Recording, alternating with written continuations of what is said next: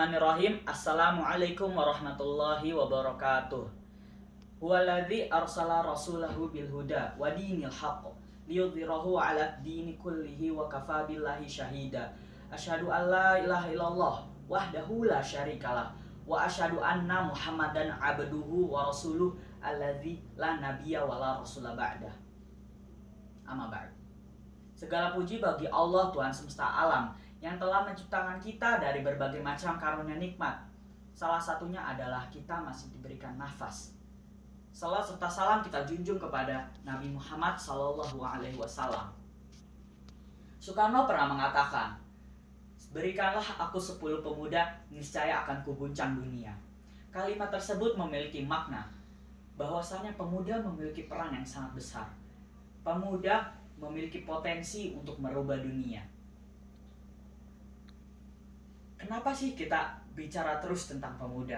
Karena pemudalah yang paling cepat merespon dakwah.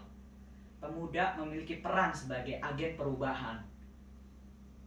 Kalau kita ingin merubah kondisi dari suatu masyarakat, bangsa, negara, bahkan dunia, yang menjadikan prioritas utama untuk diperbaiki adalah pemudanya. Allah berfirman pada surat Al-Kahfi ayat 13 yang berbunyi, "Nahnu naqussu 'alaika naba'ahum bil haqq innahum fitnatun amanu bi rabbihim wazidnahum huda." Yang berarti bahwasanya kami menceritakan kepadamu Muhammad kisah yang sebenarnya. Mereka adalah mereka lah yang beriman dan mereka diberikan petunjuk bagi mereka.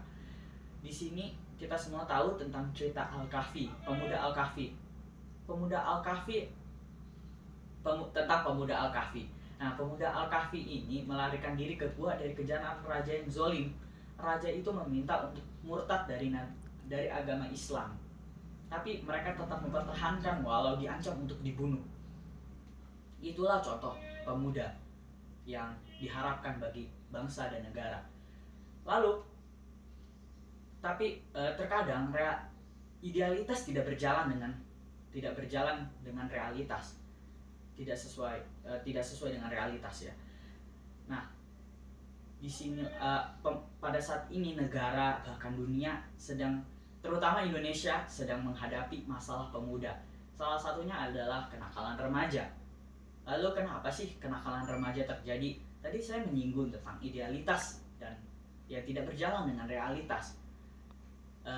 Idealitas, hampir semua orang yang memiliki kompetensi memiliki idealis yang tinggi. Tapi mereka terjebak di realita karena karena idealismenya tidak dilandaskan dengan iman dan takwa.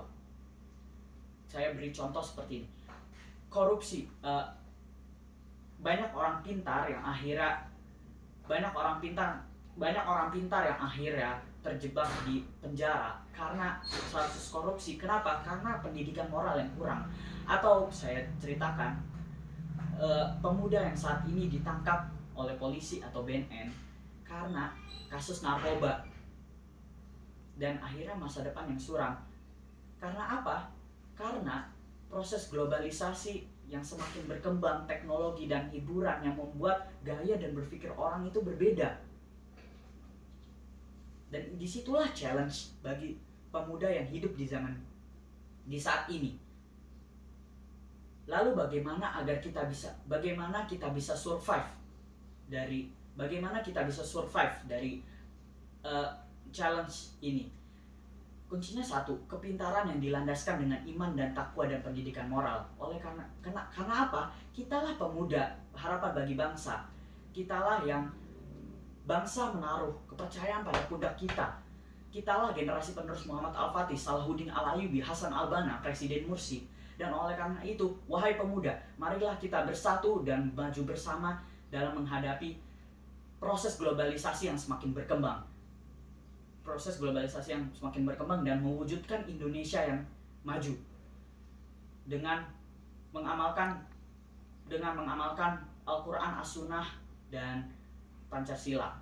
Dan insya Allah, maka kitalah yang akan merubah kondisi dunia saat ini dan kitalah yang akan merubah Indonesia. Sekian dari saya. Wassalamualaikum warahmatullahi wabarakatuh.